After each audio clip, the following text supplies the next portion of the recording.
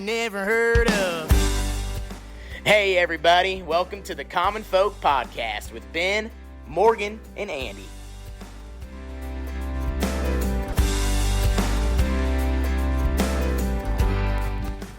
Welcome back to Common Folk. Let's go. Podcast for the people, by the people. By the people. Right here, we got some people with us today, too. Yes, we do. Some guests. We're back on the guest train. It's been a little while since we've had some guests. Yeah, does that mean we're not popular anymore, or what? What's the deal with this guest thing? I mean, I wouldn't call it that. I mean, it's not like I normally get the guests. Yeah, you guys are just not really pulling popular. your weight. Yeah. What is she talking about? Yeah, what the hell? Andy was like spinning his drink like he was about ready to shotgun it. Like he had it on its side. Well, Like he was going to bite into it. I think you're supposed to, shake well. I never shake well. Oh. Is that green tea? Yeah. I told you, this is the summer of tea for me. You have been on the tea train. Yeah, Arnold Palmer's, yeah. Oh, yeah, that's right. Forgot about that. Did you have some tea at Vala's? I saw your post. Oh, isn't that something? You spent like I couldn't believe $500. it. Yeah, like it's $50 a head now just to get in the damn place. It's fun. Come on, the kids. It is. It's for the kids. Come on now. Take them to my farm. Cut them loose. Go do it. Get out there, I don't know. I bring them here. Just cut them loose. Sometimes you do. You do that. Yeah. Mm-hmm. You guys need to start charging. Well, what do you got for us today, mister? Today on the podcast, we got a couple special guests. We've got Josh and Rebecca Johnson. How you guys doing? Good. Thanks for having us. Super good. Super good. Excited to be here. Yeah, man. We've got some history here that I'll dig into a little bit. So first of all, you two are here because we wanted to speak about a boot company that you own and recently got involved in called Dehner Boot Company in Omaha. Super storied company. Excited to get into that and let folks kind of learn about some of that history and some of the stuff that's been going on that most people don't know about. It's super interesting. We got a chance to visit it. But outside of that, even more exciting for me is just kind of reunion that Josh and I have had. We went to college together my freshman year. We were in the same fraternity. Oh, God, they're going to do some like handshake, Hey, thing. There's certain things that you can't know about. Okay, right? fine. I don't want to know. Right. Josh was actually my big brother in the fraternity. So he was like my mentor. I only went there for a year. Morgan and I had a child early on. A blessing. That happened. A blessing. Yeah, a You guys blessing. got to It come did. around. It's Yeah. real. Yeah.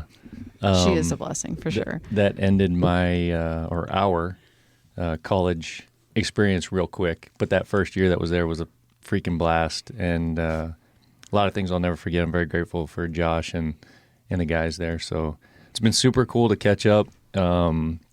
We met with them a few weeks ago. You guys just moved, so we'll get into your history a little bit. We will, but you guys just moved back to the area how long ago?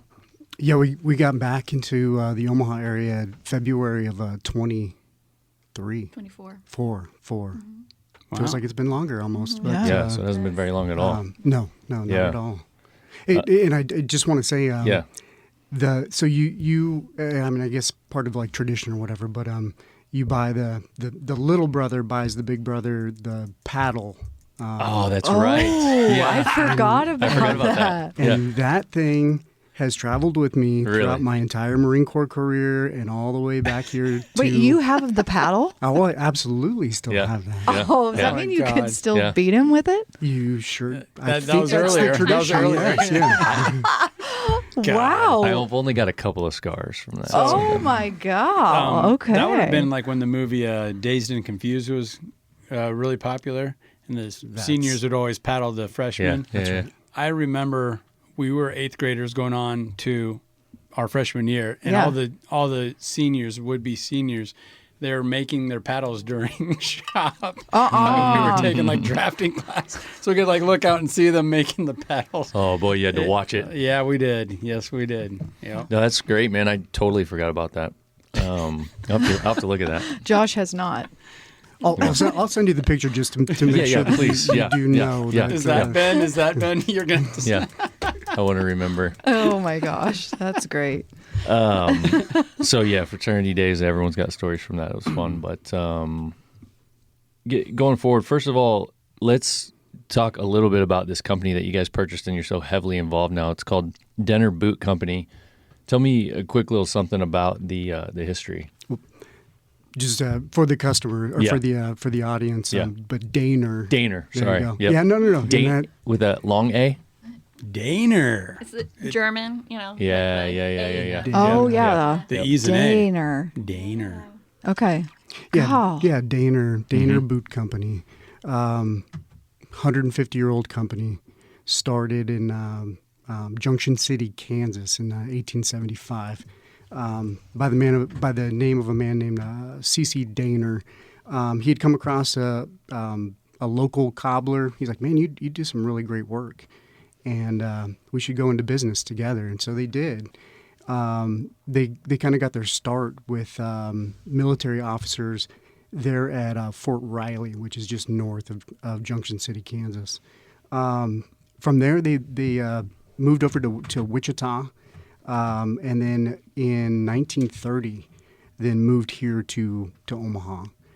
They started downtown area, a couple different locations down there, and then moved to their current location on Martha Street and 42nd-ish, it kind of in a residential area. Since 1989, I think, is when we determined that that's when they moved to that building. And just the history has been incredible, and I can't wait to kind of talk a little bit about it. Yeah, absolutely. I mean, when we went there and you were driving there, I'm like, what? I mean, it's literally just houses surrounding it, and you wouldn't ever even know it's there. Oh, I know Like, the area. it's- You're by Dinkers, right? Yeah. Yeah. Yeah, that's And Very like close. kind of by Yeah. Greek Isles, like a little bit behind. Like it's crazy. It's kind of a picture of like what business of yesteryear was. You know what I mean? We Okay, didn't yeah. have all these like Strip malls. And Yeah, and true. like big industrial parks and things like that. That didn't exist a long time ago. You know, it was these buildings like this that people built houses around. I would imagine that once upon a time, a lot of people that worked in these buildings lived in the houses around them. You know, you probably walked and biked to work and all those kinds of things. Yeah, I mean, they were originally, like, one of the locations was down on Farnham, and they had, like, the big glass front walk-in retail space, and then ended up where we are now because the, like, previous owner had kind of negotiated a contract. The Fed wanted to buy them out of the location that they were at, and they had become so, dependent on and primarily doing a lot of wholesale distribution that they were like, well, we don't need this storefront, but let me negotiate all the things we do need, which included a lot more space for factory. So it ended up being like a good trade-off that they were able to do. And essentially the Fed bought them out of that building and paid for this one for them. So at the time, the location was kind of, they were like, hey, the more space to produce, the better. Yeah. Makes sense. So, real quick too, before we get into a couple of other things, tell us about what actually gets made there. You mentioned, some different government relationships and things like that the company's been involved in, but kind of like if you could sum up quickly, and we'll get into it deeper, but what would be like, what's the main thing that you're doing there? Obviously making boots, but it's kind of a different type of. Yeah, so our biggest customers are motorcycle enthusiasts and equestrian, and then, almost anything in between that. What was that? Oh, I was going to say police uniform. So, like, the largest percentage, I would say, of the stuff we produce goes to police uniform distributors or direct to, like, we make all of the Massachusetts State Police tall boots, so we make those for them. And it would be like, not knowing the specific names and categories and stuff, but if I'm just thinking of it as just a common person that doesn't know anything about this, I would picture in my mind like an old school motorcycle cop. Something like that is what I would picture. Does that fit that? Yeah. Or a cop on a horse.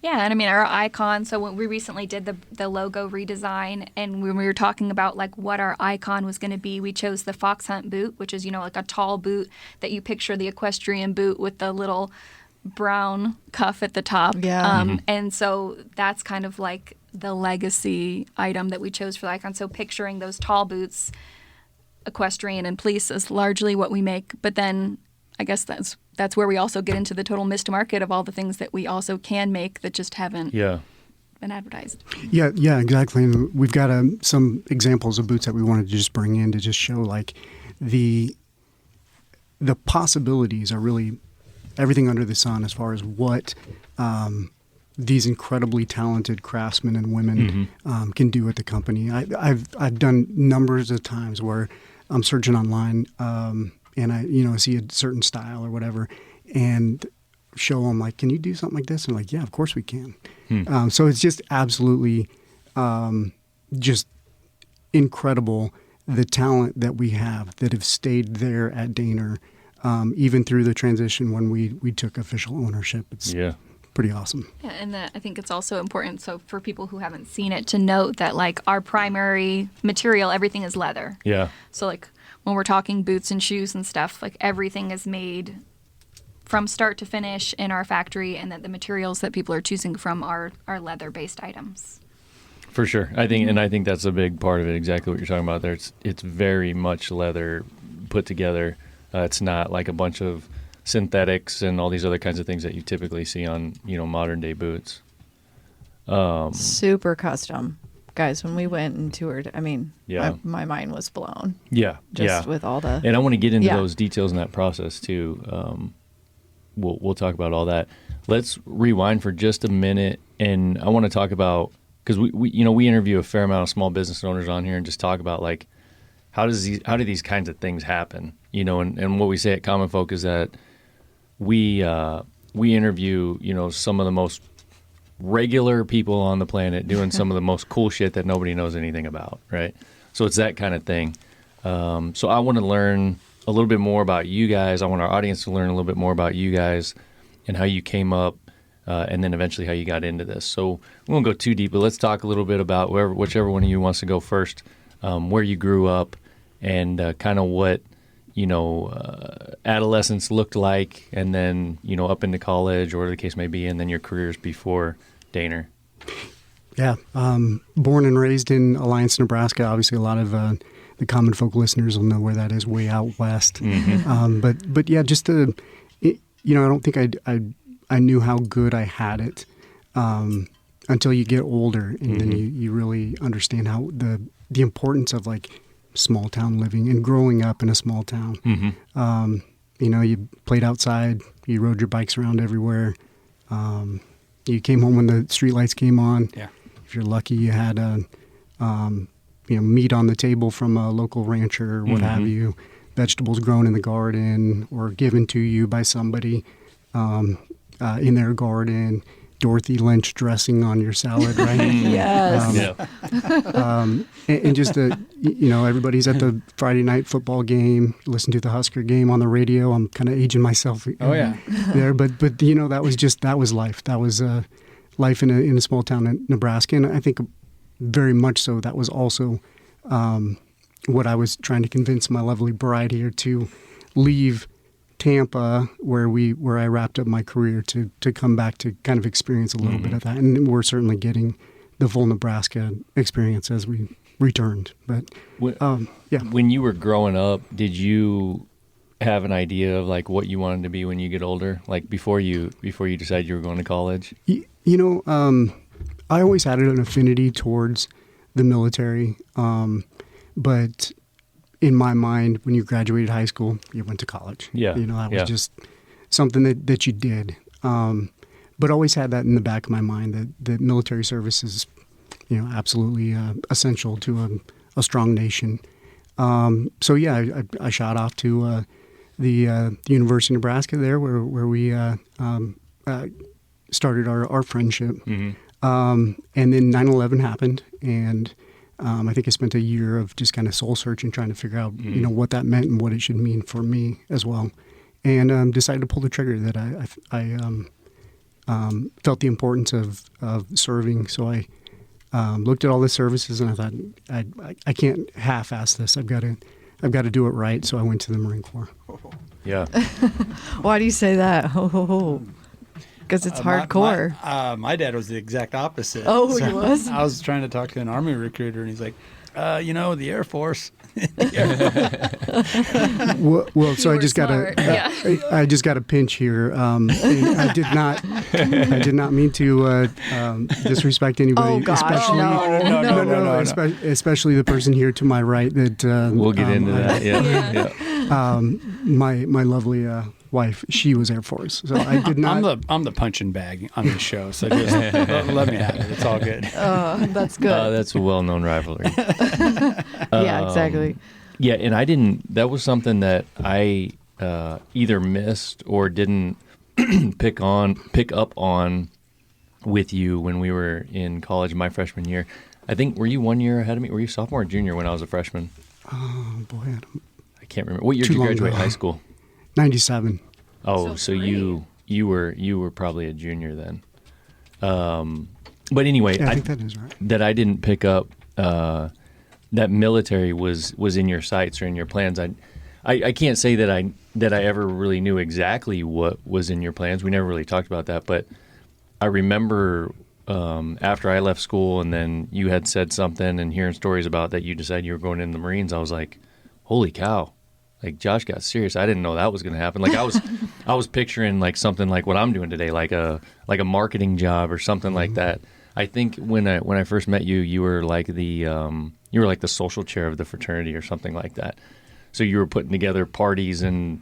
Well, that's all you you know, guys were probably talking about or Yeah, I doing think was so, partying. yeah. I mean, let's be honest. In the mentorship stuff, right? Well, yeah. In between yeah. keg stands. Yes, exactly. Yeah, it was very And beer pong. Did you see my form? It was very professional. Okay, right.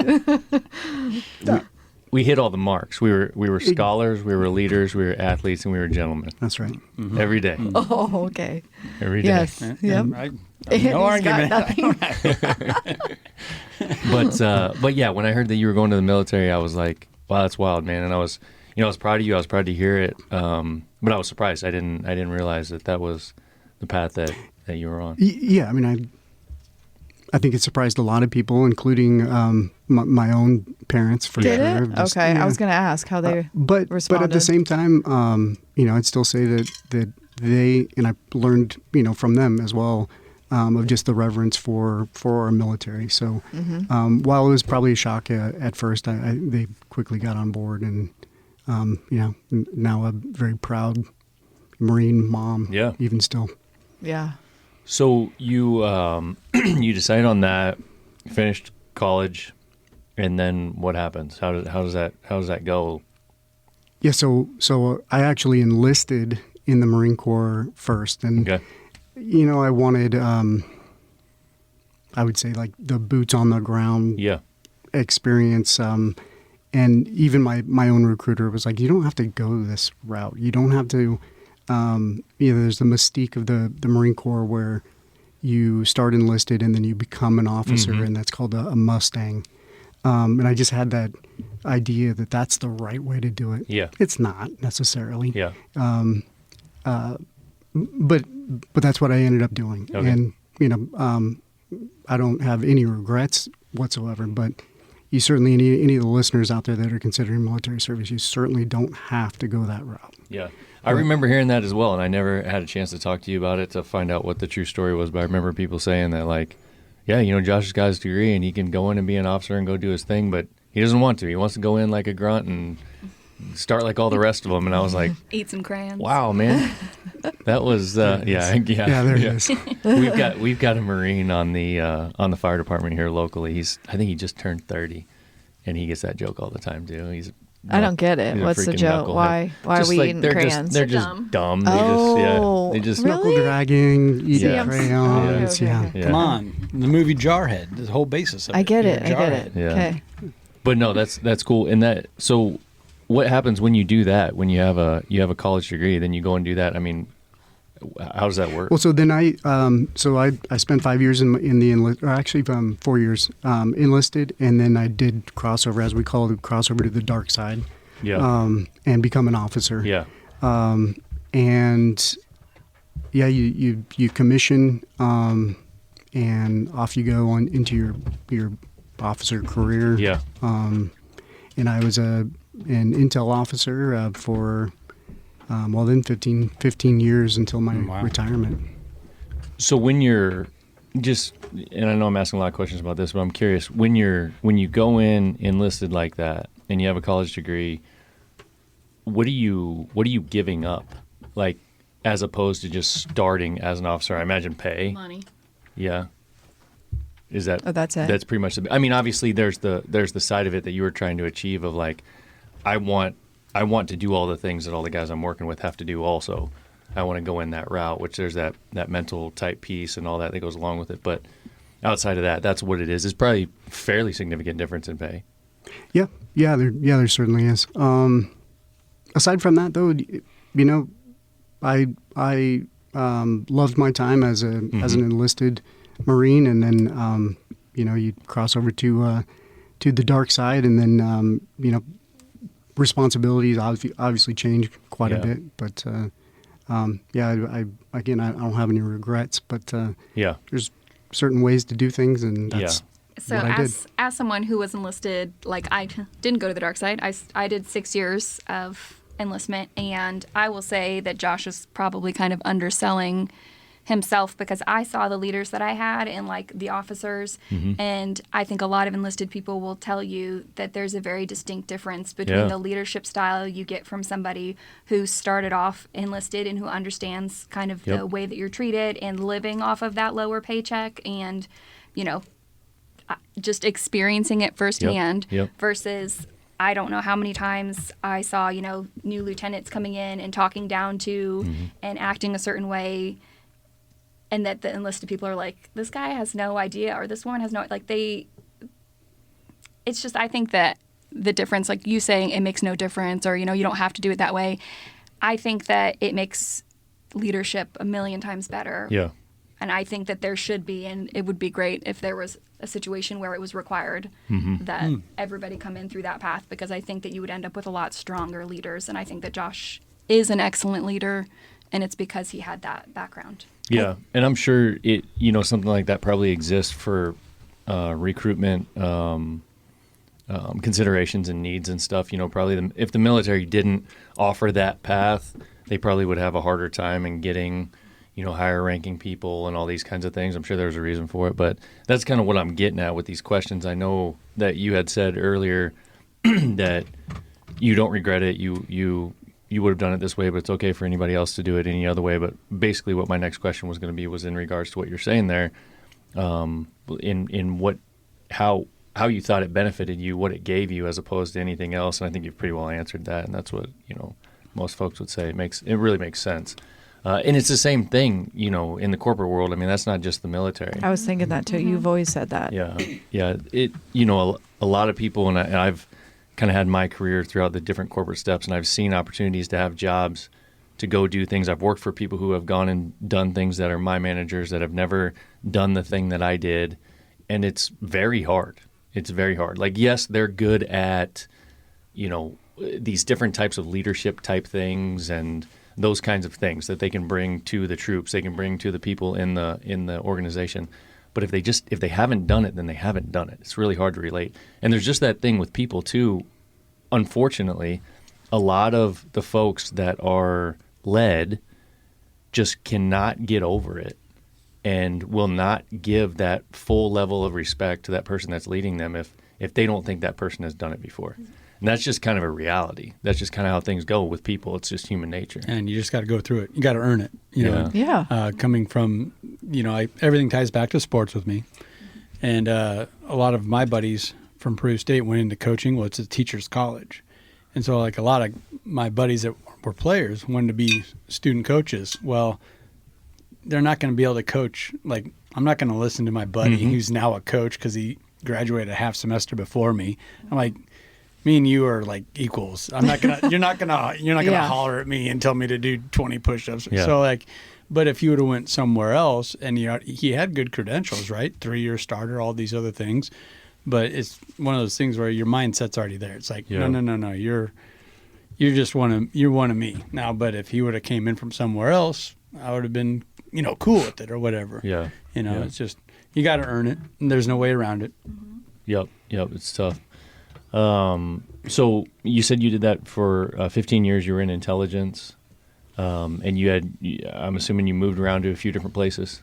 Yeah. I spent a lot of my officer career out in the Pacific before it's as sexy as it is now, because our main adversary, of course, China, North Korea.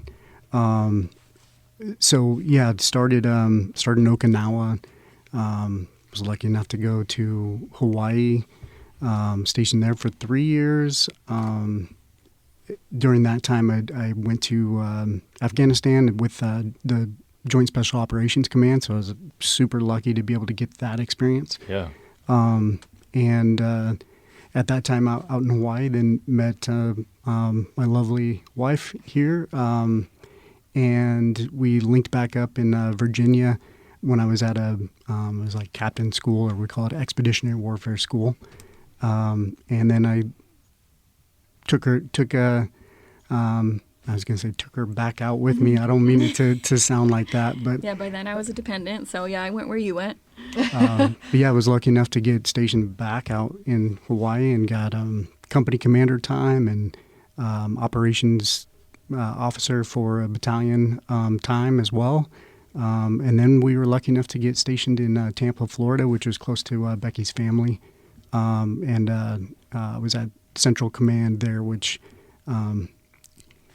ironically is, well, where I was working was in the Iran department.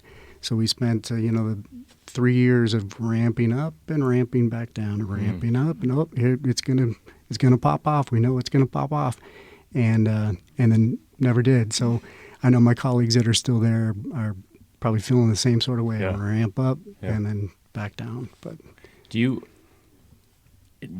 that brings to mind for me, like, all the things that are going on today, and as civilians, like, all the things that we see and think.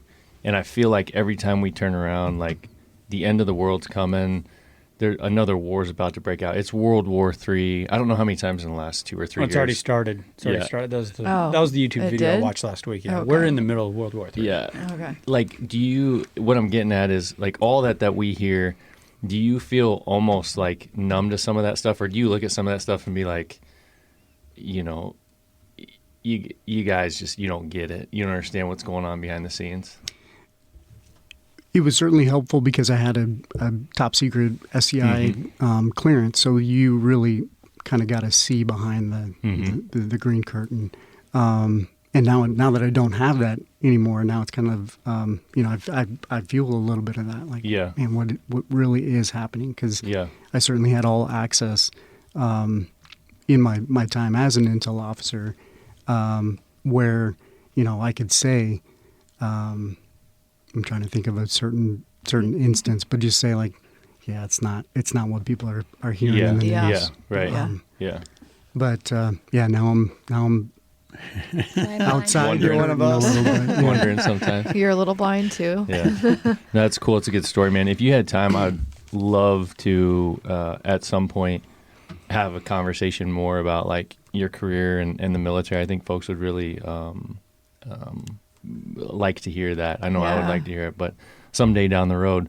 Wait, but I want to ask something real quick. Yeah, go ahead. Yep. So everyone, as a civilian, you always hear, oh, they put in 20. Why didn't you put... Do you get that? Like 15, excellent question. You're good? Or? So 20 years is when you're eligible for full retirement. Okay. And we had gotten to, about a year out from hitting my 20th year mark. We had just had our second little girl, and it was just that perfect time, that crossroads where should we stay in and then inevitably have to move from Tampa to our next location, start all over, potentially pin on lieutenant colonel, and then that opens the door for a whole bunch of other opportunities, or is this the perfect time to just go ahead and get out and then just start our next adventure? Well, and to be clear, so he did 20. But you it was did? Five was enlisted, and you were talking 15. That was 15 years as an officer. So it ended up that he did 20. Okay, because that's why I was like, Carl, you don't normally hear people being like, bye at 15. Like gotcha. You yeah, I got it. I'm sorry. I was confused. The misconception there. Okay. But did full 20 years and fully retired. No, I see. Okay. Cool. So, throughout that, you talked about your wife and your girlfriend at the time and those kinds of things. Becky's here as well. Let's hear a little bit about how you came up. What was it like when when you were growing up, where you were at, those kinds of things? I grew up in a small town called Denellen, and it's in Florida. So horse people will know Ocala, Florida, which is like, we call it the horse capital of the United States. Some people say the world. So that's the area where I grew up. So also kind of that small town, very rural. I raised show pigs, FFA, like that whole spiel. So I relate to that, and that was part of the reason. Like when we talked about where we wanted to end up, I was kind of like, no, I'm good. I'm good with this. Dissimilarly, I was not planning on doing the military. That was not even on my radar at all. I was very much so. I graduated high school in 2009, and at that time, it was like same thing. You have to go to college. If you don't go to college, you are going to work at McDonald's, and that's it. And you're screwed, whatever. So I did 2 years at a local community college. I guess really it was 1 year because I dual enrolled my senior year. And then by the time I was trying to make that decision about what I was going to do, whether 4-year, go to University of Florida, like what the plan was, I was presented with, here's the opportunities that the Air Force offers. You can do as much schooling as you want. I'm a huge nerd. I'm the person that, given the opportunity, if I could be a student for my entire life and be paid to go to school, I would do it in a heartbeat.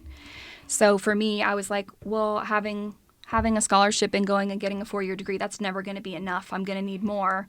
And that was when I kind of got poached by some friends, and they were like, just come talk to this recruiter because my brother has X amount of degrees, and they'll pay tuition assistance, and you get GI Bill, and also get out of the small town, which was, for me at that point, I was ready to see something else. What I was going to ask you that, maybe you're answering it. How did the military get on your mind? Because you mentioned was that when you were in community college or? Yeah. Okay. So when I was in the local community college in Ocala, that a friend of mine was going, he was planning on joining the Air Force, and he was like, well, do you want to come with me? I'm going to the recruiter now. And so I kind of just dropped in with him because he was going. And then while I was there, I was like, wait, so you guys pay for school?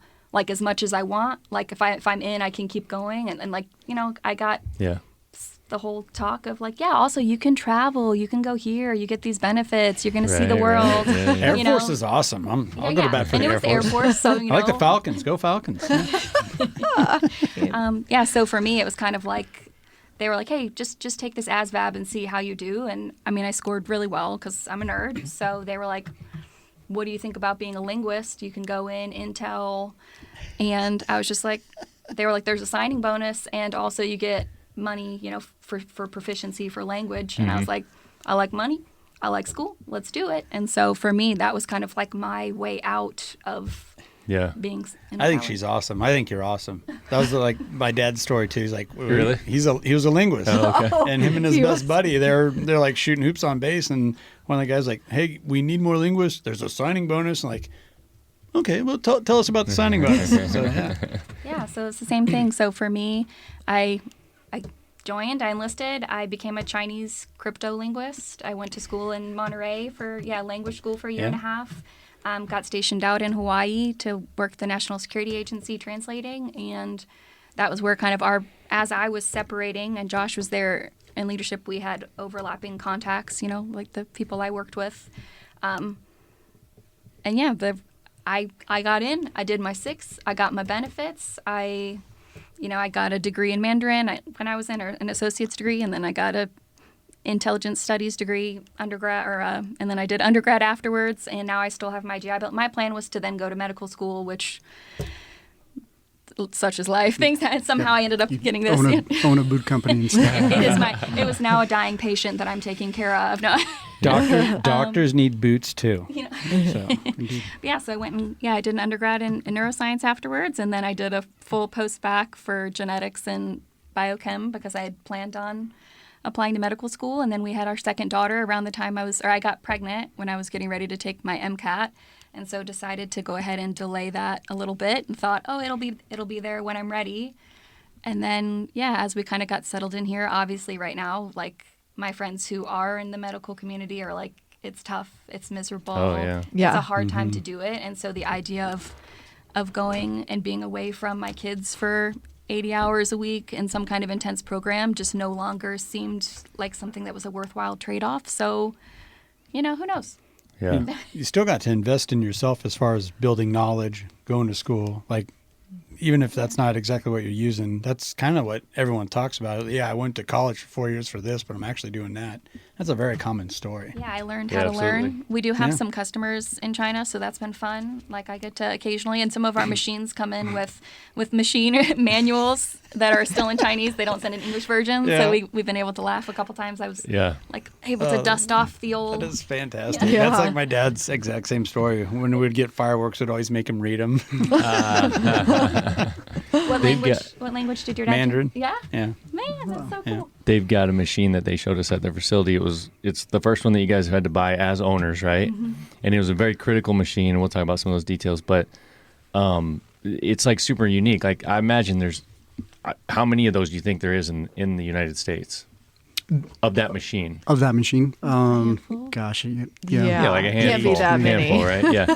So because of that, the manufacturer hasn't spent a whole lot of time like translating the instruction manual or whatever, or all the warning labels and all the shit that comes along with it. So they get it, but lucky for them, she can read it. Like aha. Yeah. Nice. Which is pretty wild, like coincidence when you think about it. That is how everything can really go full circle. Yeah. Definitely. One of the things I wanted to ask you when you were talking about the military, I've met a number of folks who were linguists, but I've never had a chance to ask them about like how does this really work. Like I picture, like old war movies where like someone's sitting in an office somewhere and you're listening to like these communications and you're translating them and you're like figuring out the secrets that all these people are saying and all that kind of stuff. But what is it really like? Like how does it really work? I mean, that's not too far off. I was going to say, yeah. You literally just sit and listen and write it down, or you're typing, like or you translate? Like you're intercepting. It's not real. It's not like it's real time. Okay. Yep. It's been recorded or whatever. Sure. Yeah. But it's literally like communications that they have that they're not realizing. In many cases, that someone has grabbed and is.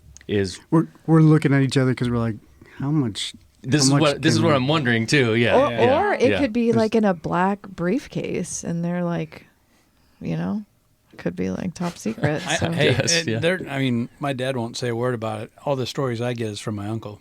So, okay. Whatever he had picked up from your dad along the way. Yeah. So what you're imagining could be accurate. Well, it sounds like it. Sounds like it or without sounding way like it. Sources and methods. That's what it starts to come down to. Where you're like, we're still under an NDA. Yep. Does that ever go away, or like when you die, obviously, then, or what? Does that ever stop? Something that follows you for life. Correct. It does for life. Yeah. Okay. All right. Yeah. Got it. Interesting. Yeah, I'm so people talk about military stuff and ranks and all this. I don't get it. Like I don't know it. So everyone's equal to me. Well, that's kind of one of I love that. That's kind of one of the beauties of this particular country is that like folks like us don't have to. Like we've got the luxury of not having to do that. We've got folks that do that and do that hard work and protect us and create an environment where we don't have to worry about those things. So it's kind of a picture of that. Yeah, we put it on them. Is that fair? But also what's cool about it is it's voluntary. It's a voluntary military. True. So they've asked for it. Okay. Like they want to do that. Yeah. And that's that's another thing that's different about our setup. So pretty But cool. I loved every minute of it. There's many parts of me that misses, at least misses being with the Marines for sure.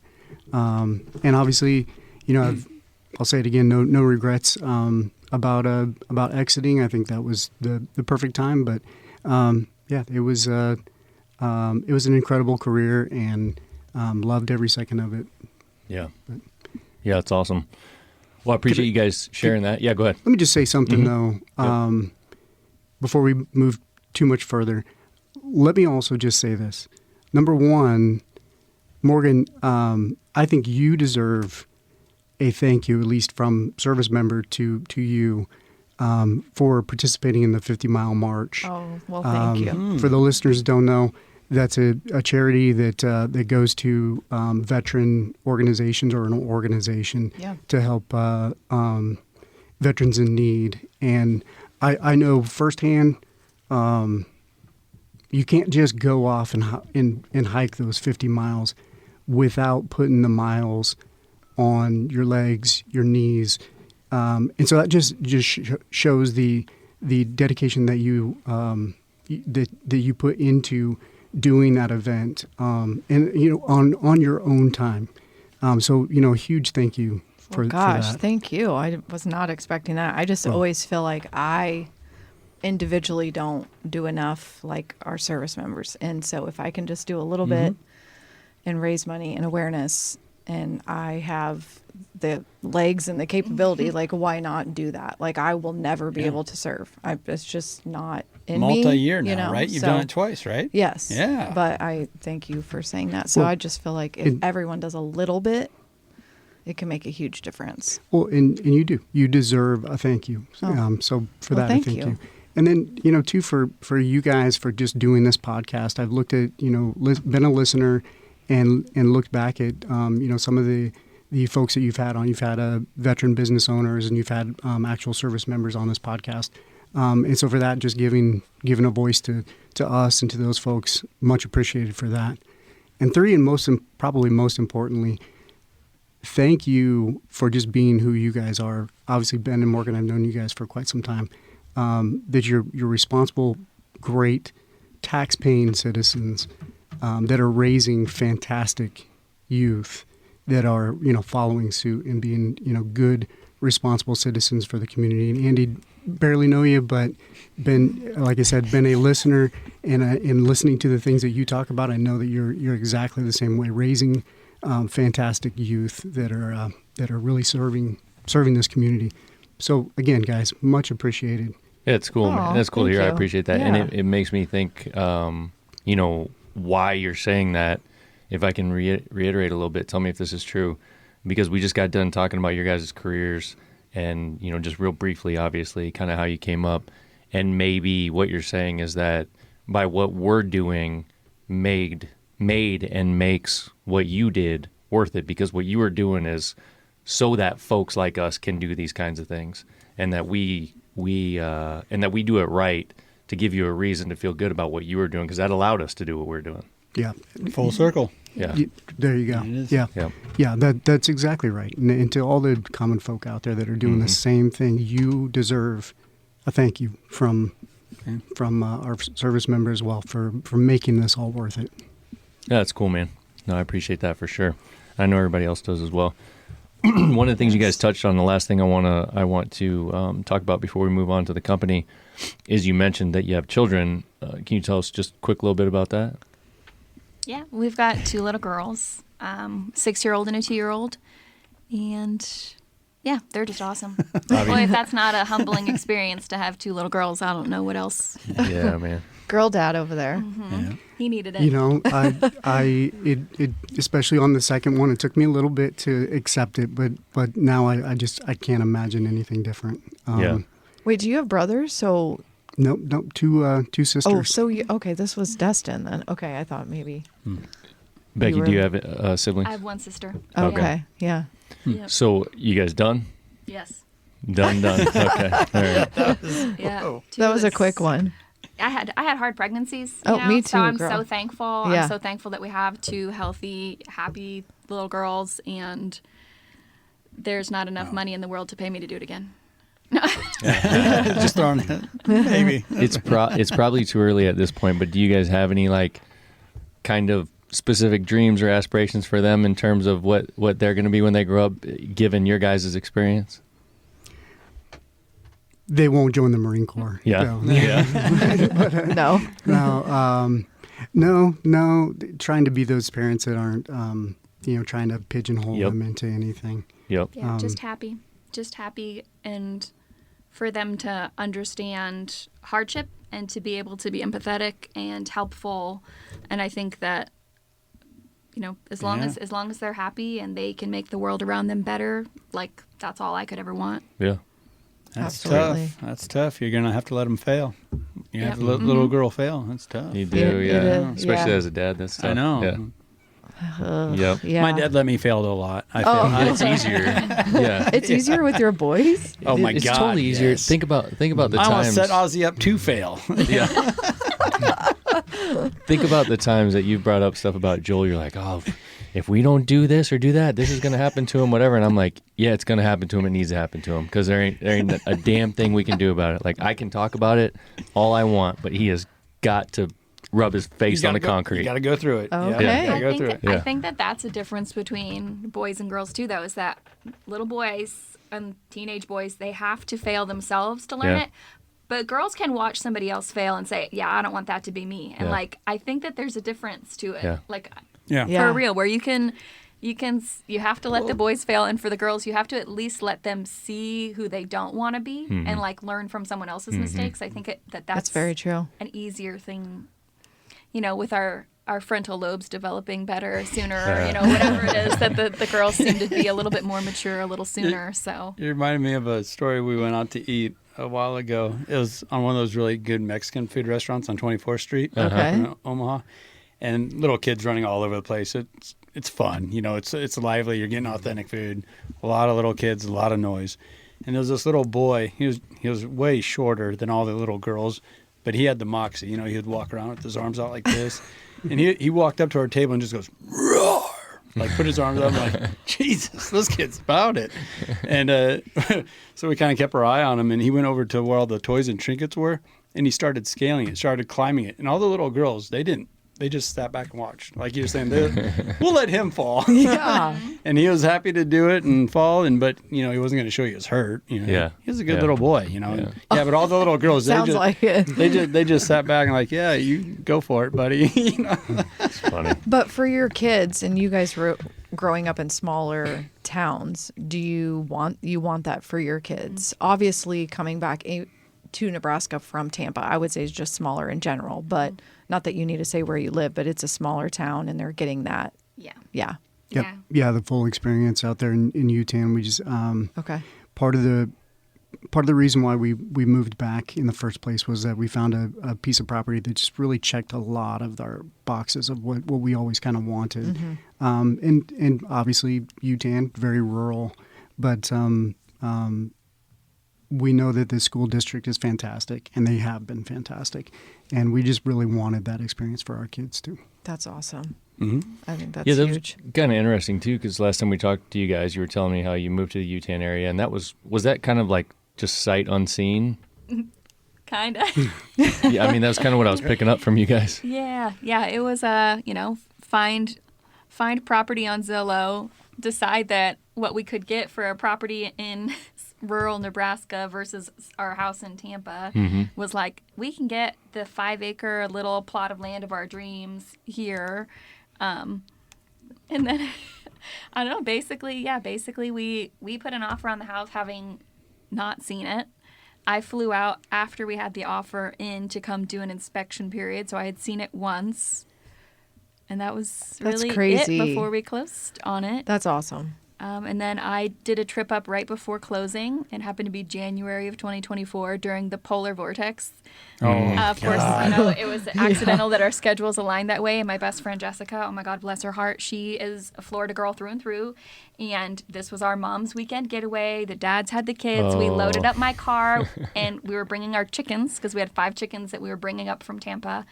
And we road tripped during this absolute outrageous winter storm in my car with chickens in the car with us who were also panicked at the cold air and the snow. And so when I got to the house that we were closing on, the family that was living there was so nice, and that they were like, yeah, you can leave the chickens here, fly back. And then we were doing our family trip up. So they essentially chicken sat for a couple weeks for us. And when we arrived and the snow was, 5 feet high on either side of the street, and I'm coming in and pulling the chickens in, this poor woman thought for sure that I was going to turn around and say, we are not moving here. Goodbye. Oh, yeah. So that was my big exposure to Nebraska winter. And everybody thought, well, if that didn't scare you away, Yeah. I don't know what will. Had you been to Nebraska before that? Nope. No. For a week trip when I came up, or Yeah. weekend. I came up to do some job interviews before the move. Yeah. But that was my first introduction to Wow, winter. you're super adventurous, or either you just really love this man, or both. I mean, like, to do that's amazing. I don't know if I could do that. A special woman because, born and raised in Florida, there was one one day, sometime last winter, I think. It was a nice, gentle snow, and she came inside, having been outside for, I don't know, an hour or two, whatever it was. She's like, I think this might be my favorite weather. And I'm like, all right, well, then you're in for it, because I guess we're not moving anytime soon. But Wow. yeah, she enjoyed it. She enjoys the winter. Well, it's like, yeah, I wasn't born in Florida. I was born just outside Chicago. My family, so there's something Midwestern in the blood. It's just that we moved to Florida when I was so little. I was raised there, but yeah, I keep telling everyone the joke is that I'm like one of those huskies that you see on the internet where people are like, you're supposed to come inside. The lady on the internet says you're cold, and I would be outside all day if I didn't have responsibilities. That's awesome. Yeah, well, I've lived here for a long time. You definitely like it a lot more than I do. That snow, that cold weather. Oof. That's rough. that's a joke everybody knows. Yeah. You don't like cold weather. It's kind of a testament for Nebraska, though. It's a funny story that how you guys moved here. Obviously Josh has had a lot of Nebraska experience, but just knowing that it's going to work, and having that confidence in it. And it's a great state. It's a great area. There's a lot of really good people. You just kind of know it's going to work. Yeah, Alliance can get harsh too. You're out there. Yeah. I mean, it doesn't have the humidity here, so it's drier. But they tend to get a lot more snow. Yeah, pretty windy. Yeah, indeed. Yeah. Cool. Well, I want to talk about Dehner. Let's get into that. Before we do that, let's take a quick break, and then we'll dig into the company.